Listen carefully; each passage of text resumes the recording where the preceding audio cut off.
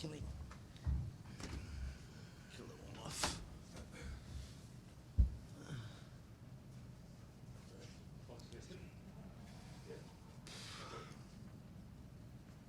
Did you feel, particularly in the first half, that the Reds were frightened to tackle Sean McMahon? I wouldn't say they're frightened. I just think Sean just had such a desire this week after last week, and he certainly represents a lot of good about our side. And I think he was just pretty wound up to have a really strong game. So certainly part like the Red Sea in front of him. Yeah, he's a pretty competitive guy, and that was off the back of a lot of good work from other teammates as well. I thought we all carried well, and I thought we had good structure, and we were led around the field pretty well in that first half. We probably, to be fair, left a couple of tries out there. They've spoken a lot during the week, the Reds, about sending off their blokes pretty well. Were you surprised with how easy you had it really in that first half? No, we don't get an easy game against the Reds, and we knew they got plenty of spirit. We've had some pretty tough encounters with them over the last 3 years. I think we started off pretty well here last year. I think we were up 17-3 and ended up getting a bit of a touch-up by the end of the game there. I think we were up 16-0 at home this year.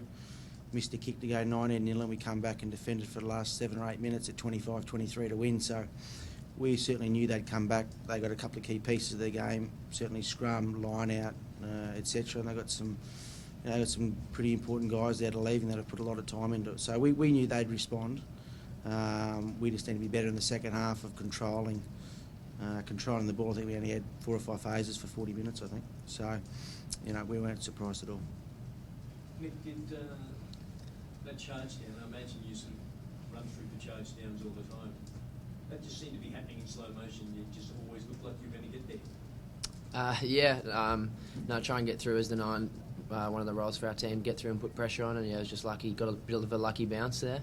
And as Tony said, we needed it because we didn't have much ball in the second half there. I don't know what the stats were, but it felt like we'd barely had the ball, so it was lucky to get an easy one. That made the difference. That was the try that put you guys over the top, really, wasn't it? All the tries were, I guess, were the difference at that point. But it was just good D from our lads to keep them in their own half when they tried to run it off the kick-off. So. Sean said on the TV you guys have been improving, and it's good to finish off the season like this for looking off-season. Do you think it'll do much for you in that regard? Yeah, it's great to finish well, sign off the season on a positive note, as you said. It's a really good feeling. And we'll look at the season later and review it and everything moving on. But yeah, just great to finish on a win and sort of protect the work we did at the start and have a good finish. Yeah. Where do you rate the season? I know you scored the same number of wins as you did in 2015. Do you think this was a better season, or were you a little bit disappointed that you led the conference and then fell away towards the end?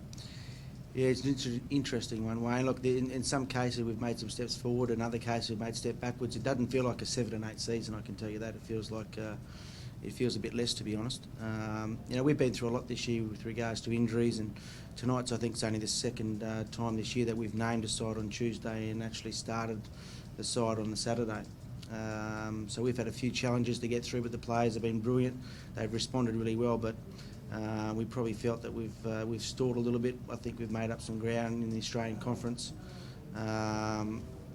with regard to what we're doing there. We had a couple of results there we should have been in control of, Blues and Brumbies in particular, and we could have given ourselves a shot. But table usually doesn't lie, and you usually get what you deserve. So I think that's where we are. We'll get some review out of our injuries and across the whole program there to really see how we can improve that and keep our best players on the park. And when you're shooting from where we are, you need your best players playing each week. You need to keep them fit. You need a fit squad that can train and be hard at it. And we'll review that. But I think what the players have been through and the way they responded. Even after last week's game was a pretty tough game, and the players have been brilliant all week. They've got on with things. They've got a great energy. Well led with certainly Nick and Sean and what they delivered this week, and they got on with it. A lot of sides could have probably frozen, been crippled by confidence, but they had a lot of confidence in each other and what they can deliver. And you know, as I said, we're delighted to get the result. Might get a bit of bad press for a couple of days, but you know, as I said, we'll finish there at 7 and 8. We'll you know, we'll aim to get better, which we can. Yes, no, it was about Greg Holmes from a Queensland perspective, but would you like to say anything about Luke Jones? Yeah, Luke. You know, Luke's been a fantastic person and player for the club for a long period of time. He's one that certainly delivers every time he plays. You know, if he's going to say something, he certainly backs it up, and that's with performance. And you know, he'll be missed. And you know, hopefully he's a bit like Liam Gill, and he's young enough to be able to have the opportunity to come back. And you know, we'd also like from the Rebels to give our best to Greg. And Liam, and certainly Saya, you know, certainly long-term player at the Reds. Really good people. They've had great careers, and we certainly wish those guys the best. And again, like Luke, we hope Liam comes back and continues to play in Australia, because we need our best players playing in Australia. Tony, what do you think Sean has in store for the rest of the year? Rest of the year, I'd say is pretty much what he's delivered pretty much all year for us. And his work for the Wallabies, you know, he's a good player, and it's a pretty competitive back row that Australia has. We have some really riches there that other countries would love to have, and you know, we're very lucky, and you know, trying to fit them all into the side's a difficult proposition. His isn't really a diminishing case, though, is it, Joyce? No, I think, you know, when he burst on the scene here 3 years ago, fresh out of the Australian Sevens, with little experience in, you know, over 2 years of playing 15s, and went from an EPS contract into a Wallaby tourist in 1 year, and then got better last year, worked his way to the World Cup, and then he started this year. You know, his third year getting better and better.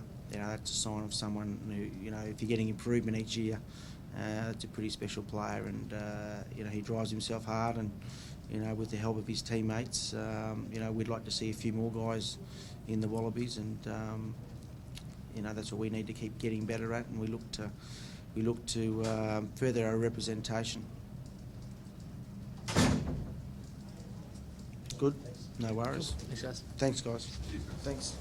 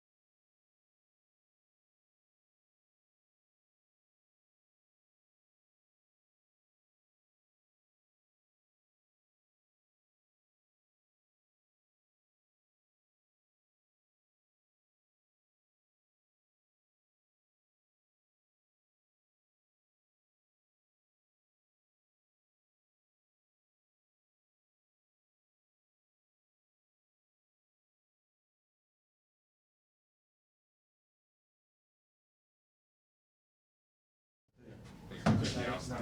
I'll let you go.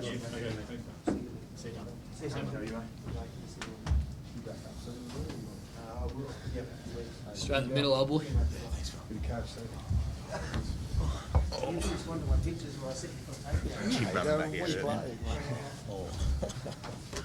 like doing a couple of scrum? No.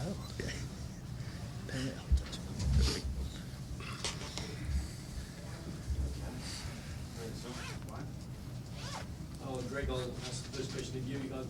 Did I hear you correctly when you said you lost tonight, but in the grand scheme of things, it doesn't really matter? Yeah, I did. It's that was just asked about my career, and tonight's it hurts. I really wanted to win, and the team really wanted to finish the season well. But in my bigger scheme of things, it was nice to finish out my career, and would have been lovely to win. But that's the way footy goes. Did you think? I mean, I don't imagine after the first 40 minutes you were thinking much at all in terms of winning. Did you think in the end there that you get the job done?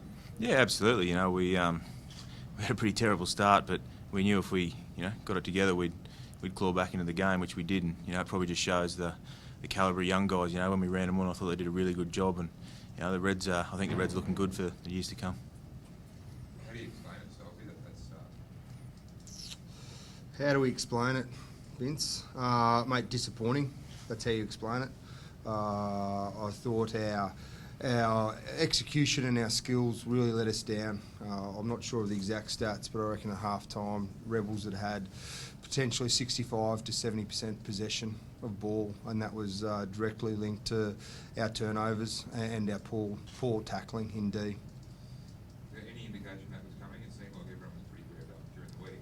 Mate, no way, Vince. Mate, the boys had a good training week, didn't you? And there was a lot to play for tonight. A lot of emotion around the joint, and definitely wasn't expecting a poor start to that first half.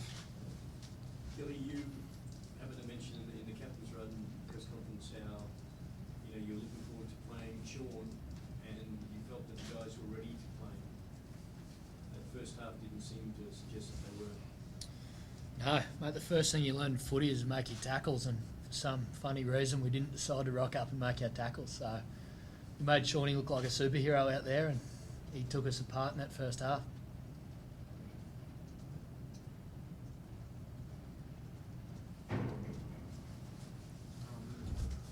First time as a starting group captain, there was a significant change, a shift from half-time onwards. What did the first time captain say at half-time? Just pretty straight up and down at half-time. It was probably the worst half of footy I think I've been involved in.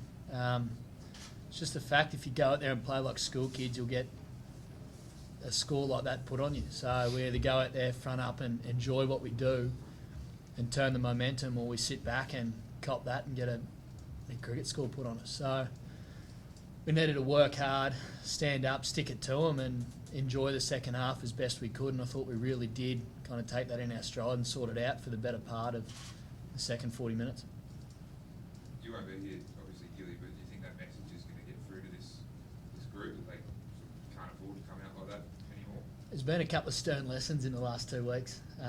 We've got a lot of young players in the squad, so the best thing they can do is learn from it but not forget what's happened in the last couple of weeks. So, I mean, the last 40 minutes summed up how we want to play and how we kind of idealised how we wanted to play. And now, hopefully, they figure out how to get there so they can move forward. If they don't, it's going to be another ugly season. But I have faith that if they put their head to it and front up, that we show what we can do. We can put points on a good defending team. You speak of some of those young guys. I guess Thor and Campbell Magnay. They did some really notable things. Seth probably had his best minutes as a Reds player tonight with some good jobs in defence and some good surges. Was that what you're talking about in terms of encouragement?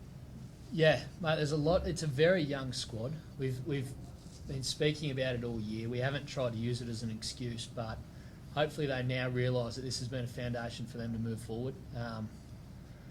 Learning how to lose, or realising getting in the getting stuck in losing absolutely sucks. It's been another tough year for us. So if blokes like Seth and Samu, Campbell, Bobby, Frizz is young, if blokes like that stand up and lead the group like I know they can, then they'll have a fun couple of years ahead of them.